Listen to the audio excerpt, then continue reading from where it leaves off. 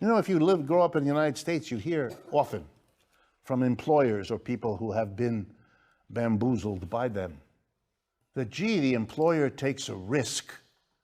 He deserves some extra, some profit, because he took a risk. I always found this extraordinary. He did take a risk, but so did everybody else. You idiot. What? The worker who moved into this state to get that job took a risk that the job would be there, that the job would be bearable, that the job would pay enough. Took a risk. Takes a risk every day he comes in. He doesn't know whether at the end of the day he'll be told not to show up tomorrow. He bought a house based on the risk that that income would be coming. Risk everybody takes. The difference between the employer and the employee is the employee takes the risk and then somebody else makes the decisions. The employer takes a risk, but he's got all the power to shape whether that risk works out. And when he has trouble, you know where he shifts the burden?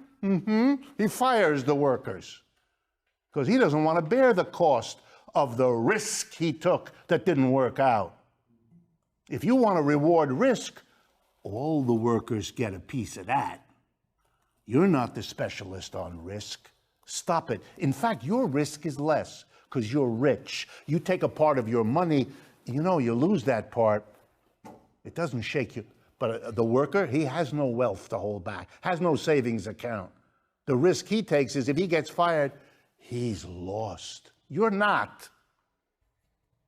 So don't tell me about, but if you teach in a culture all the time the absence of a Marxist perspective on the production, then you don't know these questions. You don't even know to ask them.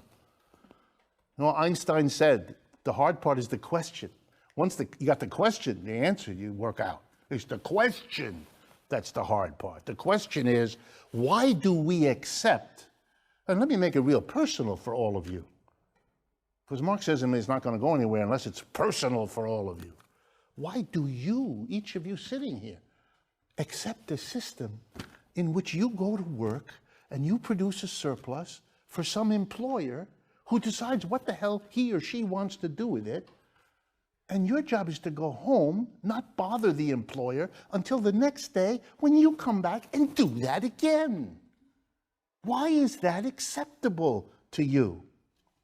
You got rid of kings and queens and monarchy because it was unbearable to have some jerk whose achievement was to be the son of the previous jerk and was telling you what to do all the time, and you had to take your hat off when he passed in his coach.